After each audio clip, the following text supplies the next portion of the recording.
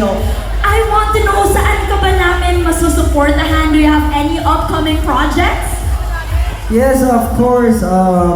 Lost and Found Tour is masasabi kong medyo tapos na kung wala na susunod sana po. Pero I just finished my Lost and Found album tour. And of course, with all of my releases, may release akong bagong music video.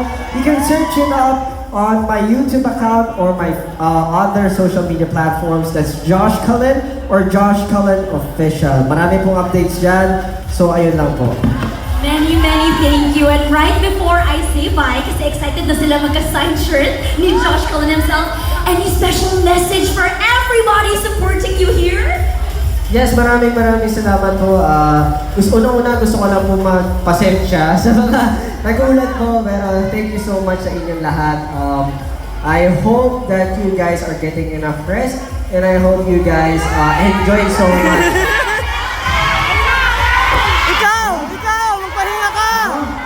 Huwag kayong mag-alala. Basta okay kayo, okay na rin. Pero thank you so much to everyone, especially to Wyvern and the entire team. At maraming salamat po sa lahat ng performers. Ayun, maraming salamat po sa inyo. Maraming salamat, Josh.